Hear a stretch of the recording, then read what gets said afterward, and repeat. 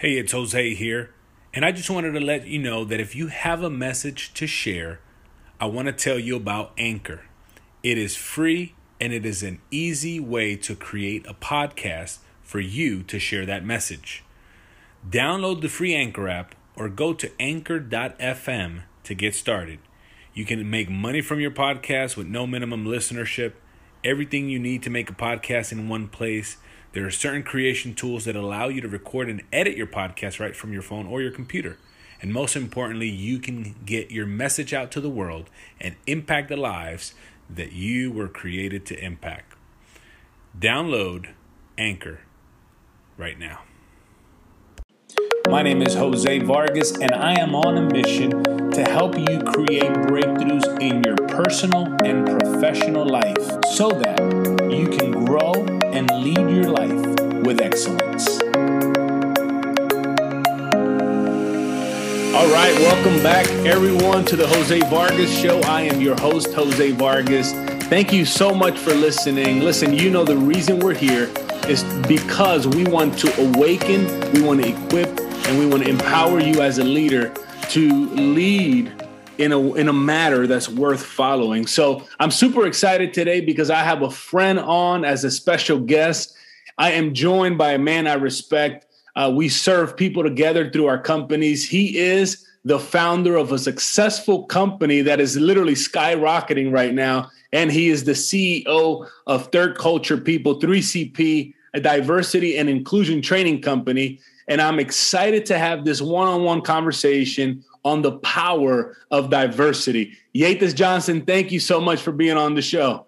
Thank you. Thank you for having me, Jose. I'm excited, man. You know, we've been trying to do this for a couple of months now. So that's right. Well, thank you, man. Thank you for being patient with me. No, thank you. Yeah, and welcome to, I just welcome your audience as well. Thank you for taking the time. I know that right now, like I said in the intro there, your business is skyrocketing, Yeathus, and it's so exciting. Can you just start us off with a little bit of your journey and why Third Culture People and why diversity and inclusion? Yeah. So, Jose, my background, I've been in ministry. And I was working in New York City with a bunch of organizations, churches, nonprofits. And it was so diverse. It was the United Nations. And that really, doing that for over 10 years, over a decade, really piqued my interest working with cultures. I enjoyed it. I learned so much about people and diversity that I wanted to take this to the next level once I knew that, hey, I'd be transitioning out of the organization I was working with. And so I started 3CP, Third Culture People. And a third culture person, basically, in my estimation, is one that embraces a greater variety of identities and is able to skillfully bridge the gap between our differences. So here we embrace people who are different than we are, but yet we're able to skillfully bridge the gap between our differences.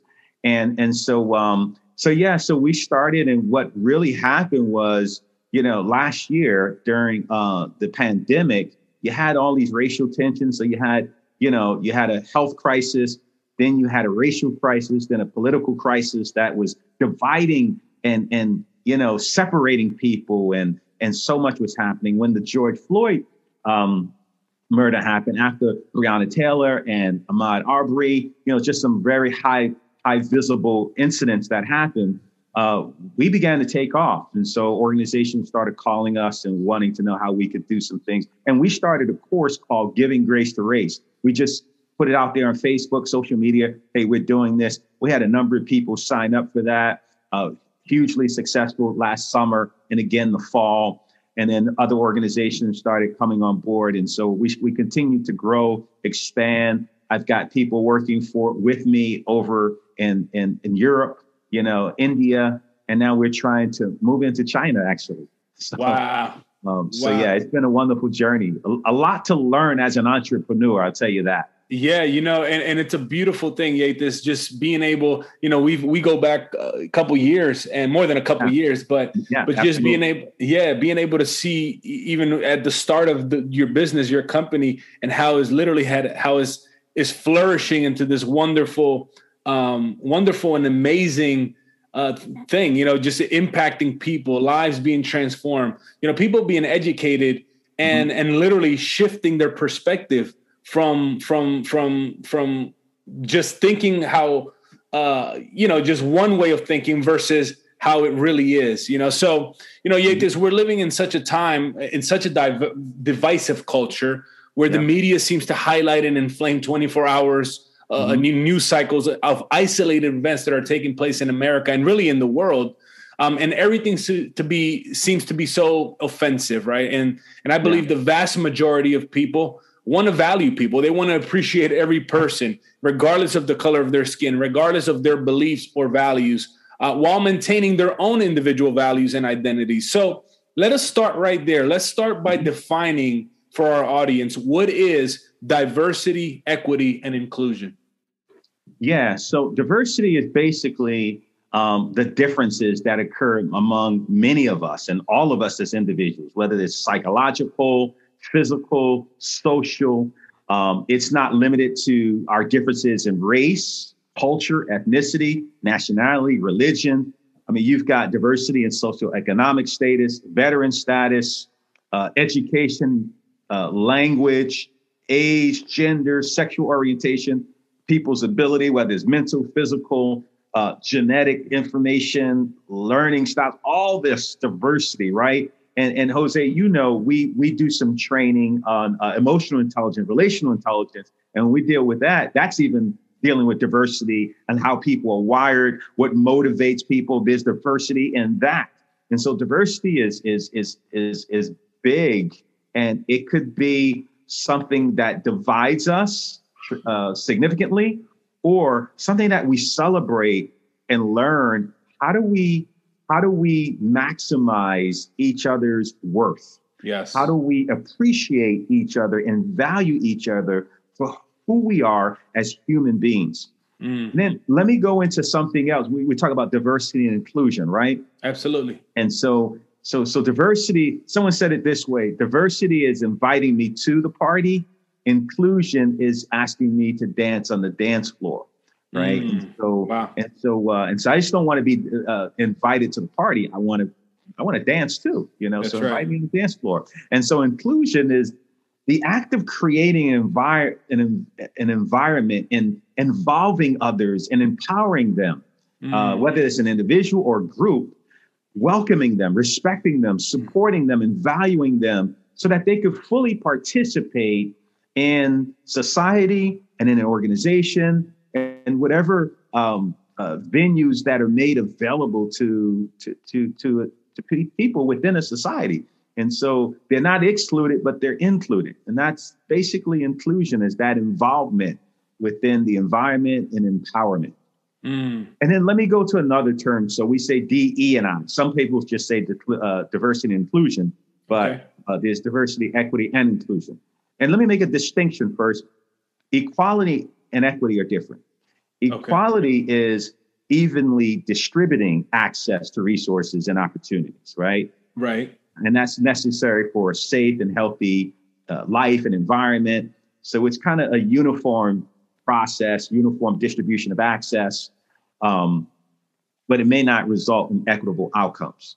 Equity is fairness and parity in distribution of resources based on historical and contemporary differentials that may mitigate participation in society. So you have individuals who are at a disadvantage, and they may, it's like, giving someone 300, 400 meters ahead to run a race. And you're asking, the individual that's behind, hey, to run on par with that individual. Well, that's impossible. He's got such a head start. And so even if you gave them the equal amount of, shoes, they had the same, shoes, they had the same uniform, they had, the same training and all, but you've given them a head start. All right. So equity is leveling the playing field and evening things up so that, or even giving a little more resources for that person who has been behind so that they can catch up. That's equity. Is it's leveling the playing field so that people can compete appropriately. So those are some terms, Jose, that really define this particular space and field that I work in, and has become a very significant part of our society. Yeah. Wow. I love what you said, how inclusion is inviting me to not only to the dance, but inviting me to dance, and basically don't just invite me to the party and tolerate me. Right. Exactly. It helped me get involved, help me feel appreciated, help me feel welcome in the party. Exactly. Yep.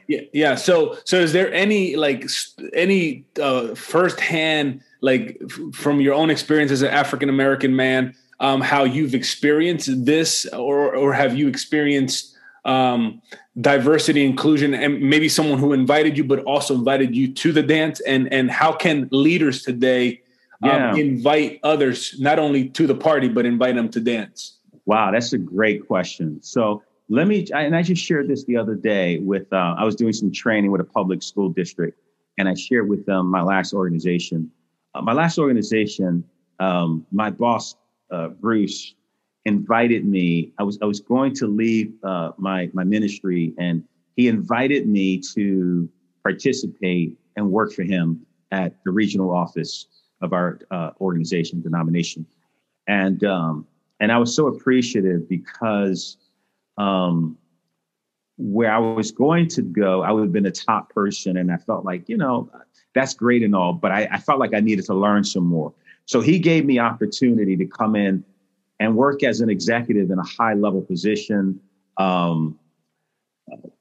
really managing a financial portfolio, probably close to $8 to $12 million,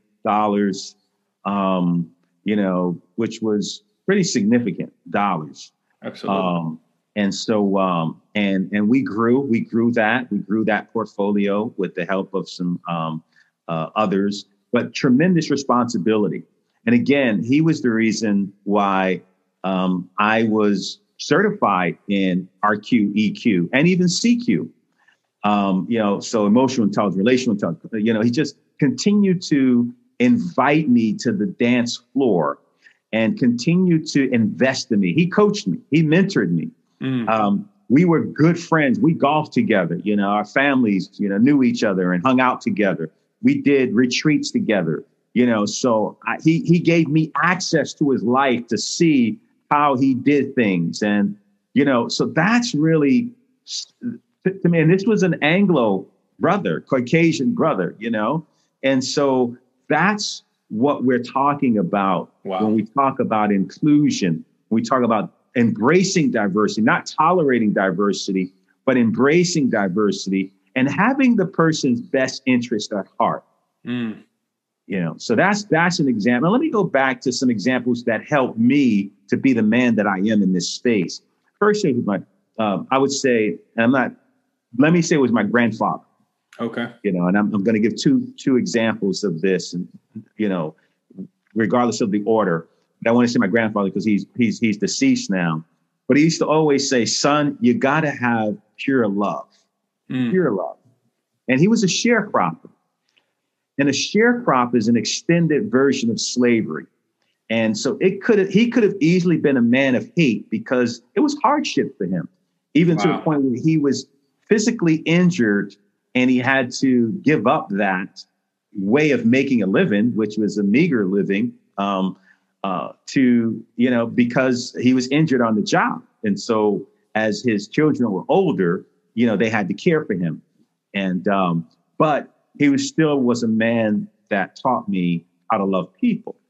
Wow. And then the second person, as Mother's Day is coming upon us, my mother, last year was the first time I realized that my mother is one of the top leaders that I know.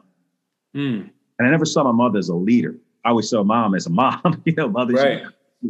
She loves you, she wipes your tail, when you're baby, that's the mother, Right. But, here's a woman that's a leader. And I had all my siblings identify, what do you see in mom?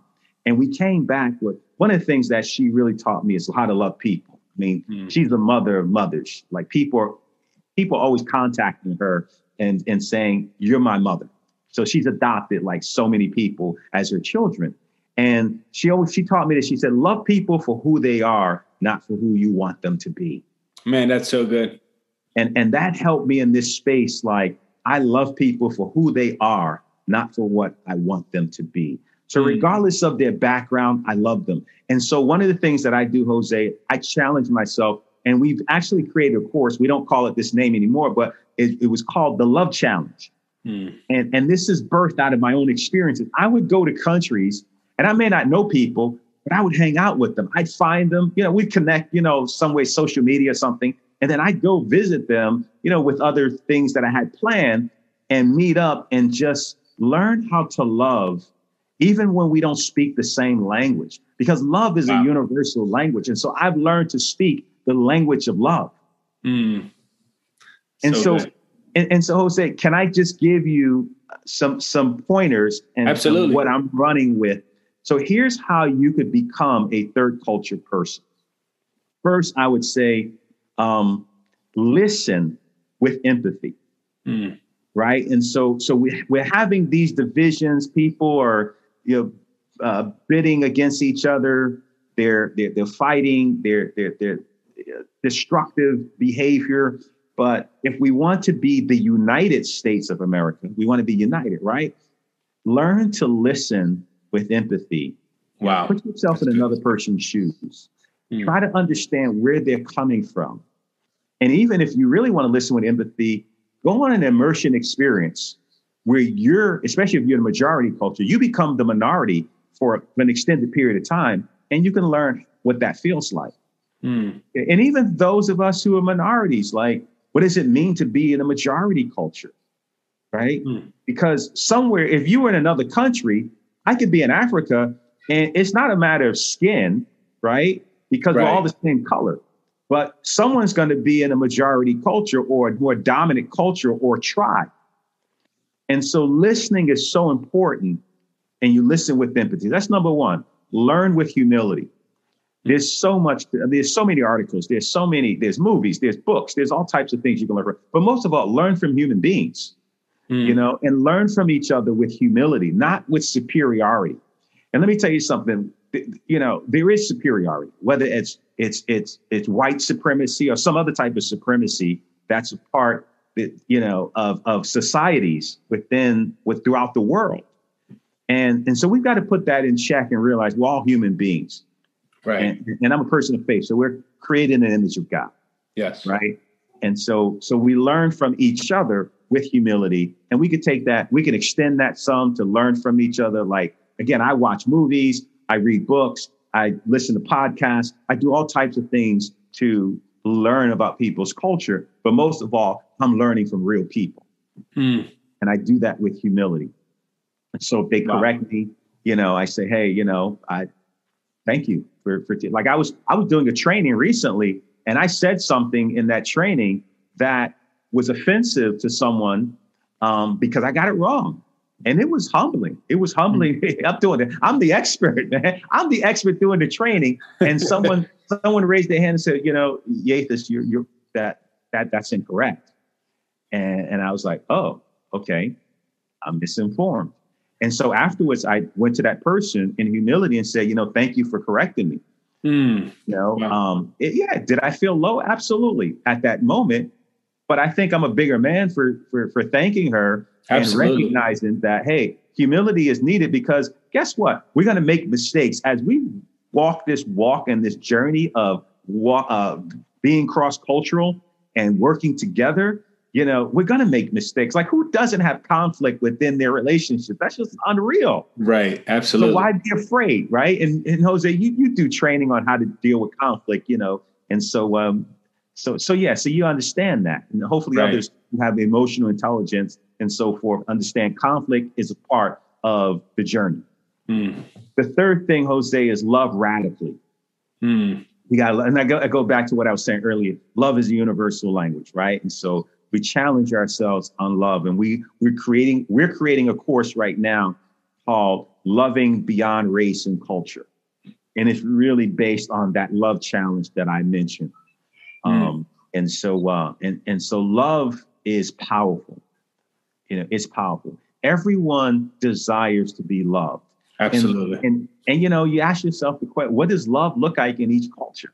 It may look a little bit different, but I tell you what, wherever you go, wherever you travel around the world, you will see love. You will see people expressing their love, whether it's romantic love, whether it's filial love, it's phileo love, it's whatever love, it's a love that expresses we are connected and we're meant to be relational as human beings. So love radically. Wow. Sometimes you have to sacrifice. That love calls for sacrifice. If I'm privileged, which I'm privileged, even as an African-American man, I'm privileged. You travel around the world, we're still, some of our poorest people here have resources where other countries, I'm connected with people right now, man, that are begging. They're like, they don't know where they're going to live next week because they're living in some shanty, mud house or something. So, wow. So love radically, sacrifice, give up. Yeah. Some of your privilege, share your privilege by loving others and giving. And love is about giving, right?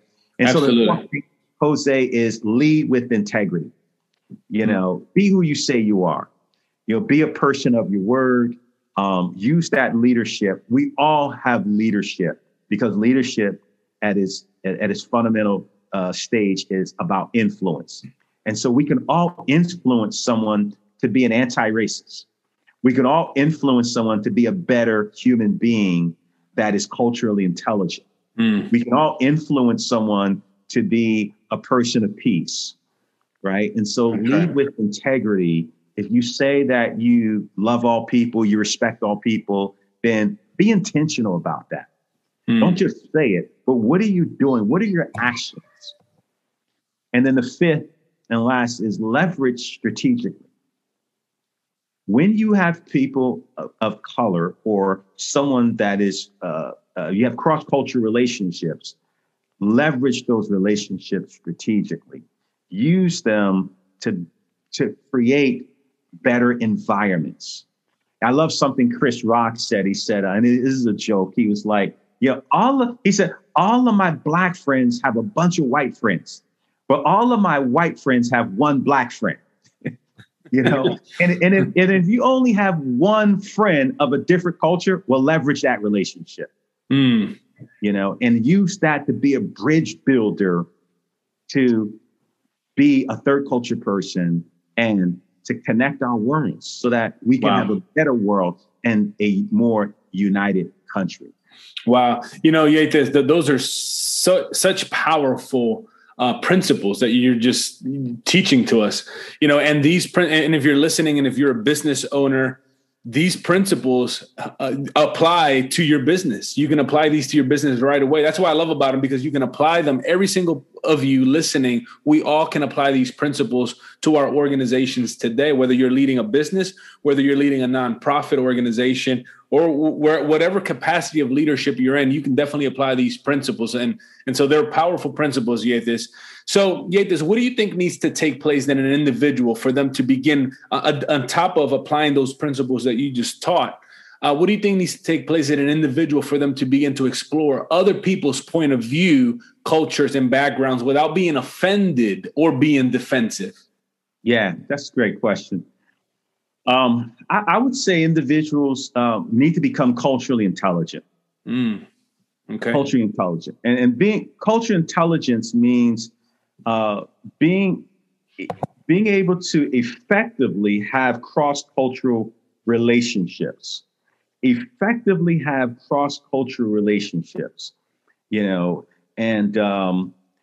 so what that means is when you're culturally intelligent, you understand there's four capabilities of a culturally intelligent person. Number one, you are you have a cultural intelligent drive. We call CQ drive.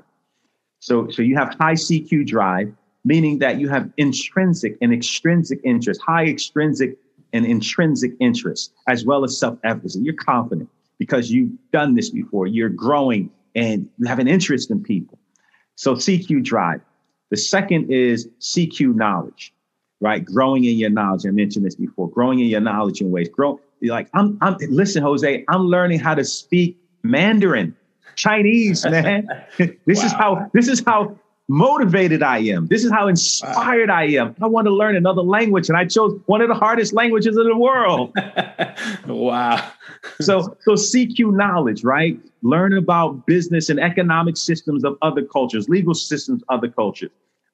Learn about, religions of other cultures, leadership of other cultures. Like, especially if you're a business person, leadership looks different culturally, you know?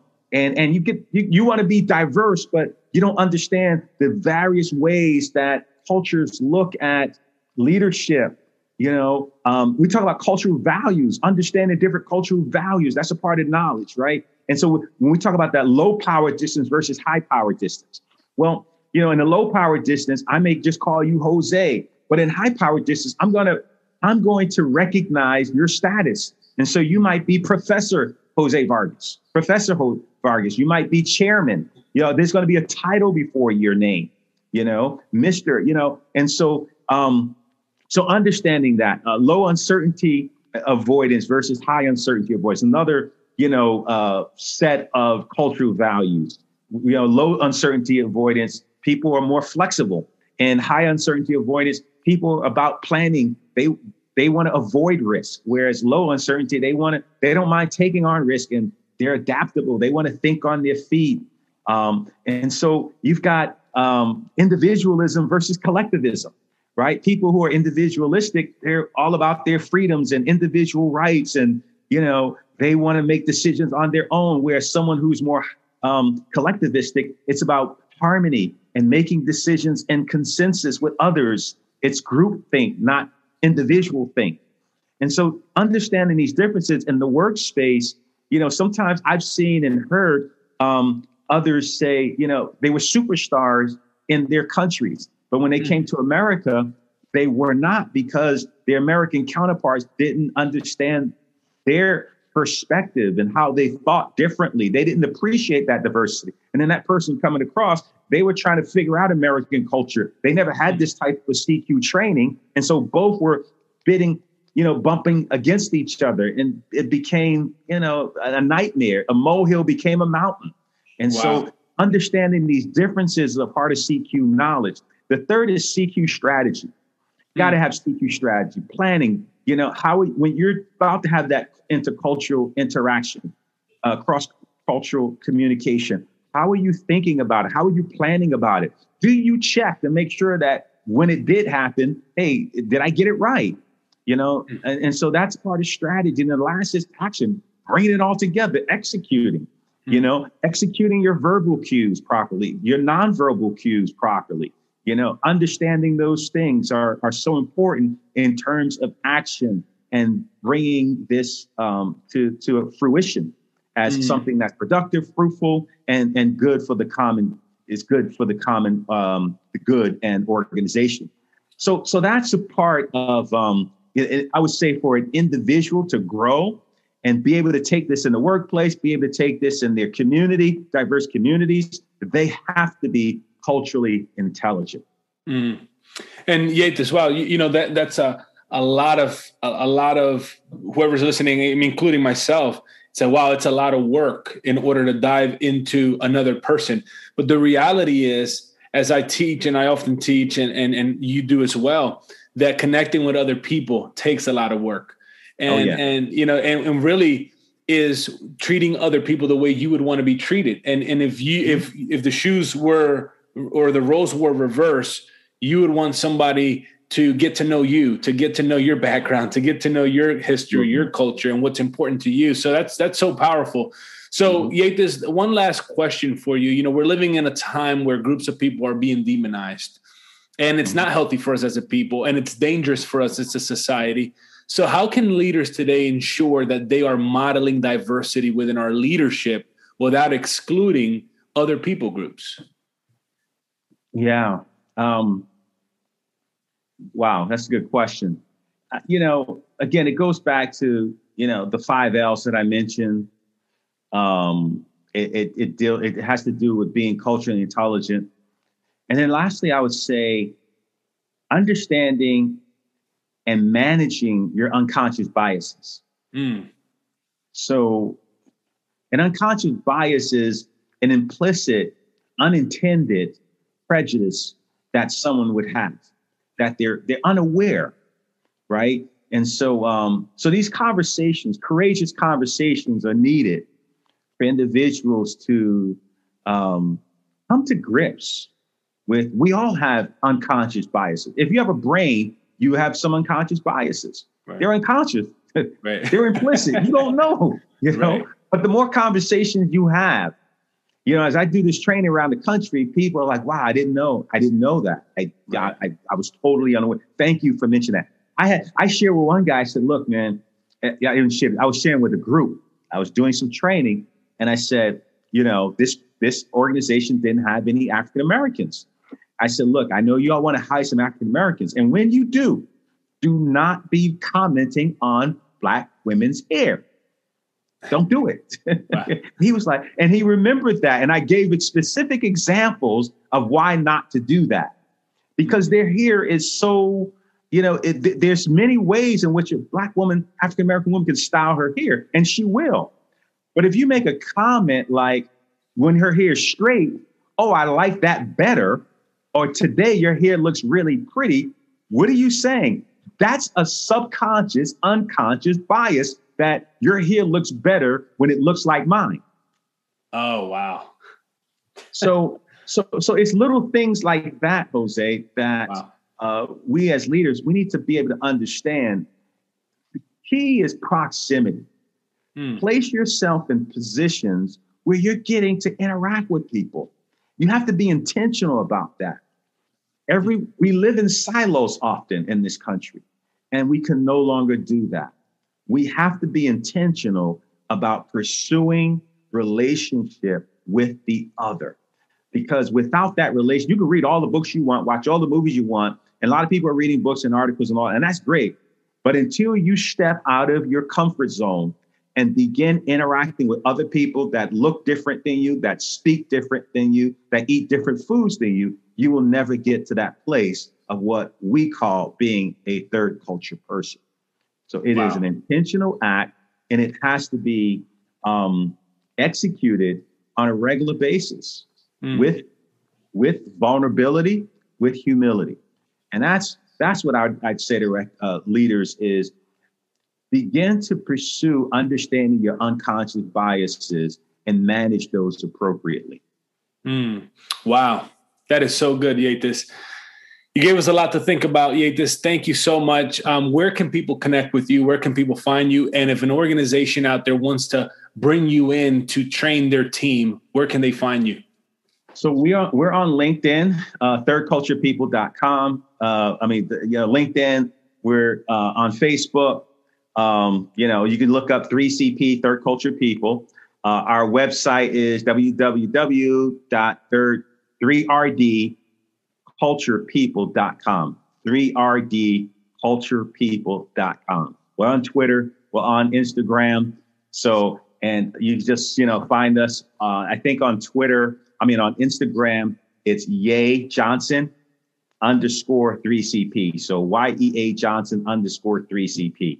But yeah, we're out there, and man, we look forward to people connecting with us. We're training groups, we're training businesses, we're training school districts, nonprofits. You can give us a call, 973-348-9764, and we'll be happy to serve you. Wow. And I'll definitely include the website on the show notes as well. Yeathus Johnson, thank you so much for being on the show today. I appreciate you. Hey, thank you, Jose, for the invitation. Man, I'm looking forward to working with you in the future as well. Thank you. Well, friends, it takes time and it takes work, but together we can become a leader worth following. You don't have to put up a front. You don't have to remain stuck, but you can take actionable, practical steps to get your breakthrough and not just accept your life, but lead your life towards excellence and towards impact. Because isn't that what we want? We want to have impact in this world, and we want to impact the people in our lives. I want to thank you for listening. If you enjoyed that, leave me a review wherever you listen to podcasts. Thank you so much, and I'll see you soon.